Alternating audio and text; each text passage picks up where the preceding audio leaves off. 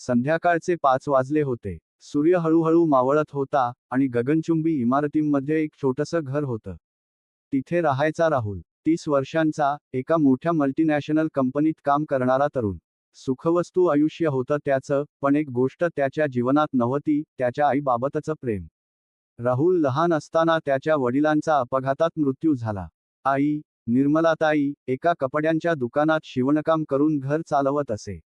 तिने खूप कष्ट करून राहुलला मोठं केलं, त्याला चांगल्या शाळेत पाठवलं.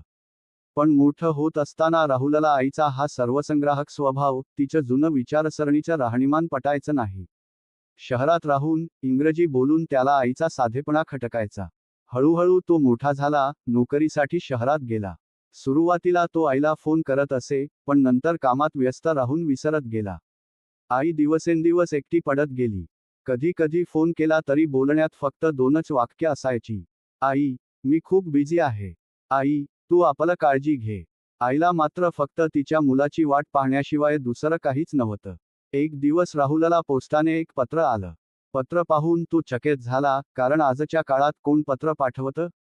तो हळूच ते उघडून वाचू लागला. प्रिय राहुल, बाळा, खूप दिवस झाले तुला पाहिलं नाही. कधी कधी वाटतं, तू खूप मोठा झालास, मोठ्या शहरात गेला, आणि तिथल्या गडगंज श्रीमंत लोकांसारखा झाला. पण आईला विसरलास. मला माहीत आहे की तुझ्या कामाच्या जबाबदाऱ्या खूप आहेत, पण बाळा, मी इथे खूप एकटी आहे. तुझं बालपण आठवतंय का? तुझ्या पहिल्या पावलाचा आनंद, पहिल्या शब्दाचा हर्ष, आणि तुझ्या पहिल्या रडण्याचा आवाज, हे सगळं माझ्या हृदयात कोरलं आहे. तू विसरला असशील, पण मी नाही.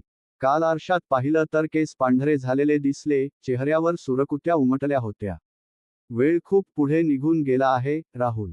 तुला फक्त एवढंच सांगायचं होतं की, मी तुला खूप आठवते. कधी वेळ मिळाला तर ये. मी वाट पाहीन. तुझी आई, निर्मला. पत्र वाचताना राहुलच्या डोळ्यात पाणी आलं. त्याला आईचा गोड आवाज आठवला, तिचे प्रेमळ हात आठवले. इतक्या वर्षांत त्याने आईला किती वेळा दुखावलं होतं याची जाणीव झाली. तो लगेच आईच्या घरी गेला. जेव्हा तो घरात पोहोचला, तेव्हा समोर एक शेजारी भेटले. त्याने विचारलं, आई कुठे आहे? शेजाऱ्यांनी खाली बघितलं आणि सांगितलं, राहुल, आई गेली बाळा, त्या पत्रानंतर 15 दिवसांनीच. शेवटच्या क्षणी तिला फक्त एकच गोष्ट हवी होती, तुझं एकदा दर्शन. राहुल जागेवरच थबकला. त्याच्या आयुष्याचा सर्वात मोठा पश्चात्ताप होता, आई त्याला अखेरपर्यंत भेटू शकली नाही. तो पत्र हातात धरून रडत बसला. कथेतील शिकवण. आई, वडिलांना वेळ द्या. पैसा, यश, प्रतिष्ठा सगळं मिळवता येतं, पण आई, वडिलांचे प्रेम आणि त्यांचं अस्तित्व परत मिळवता येत नाही.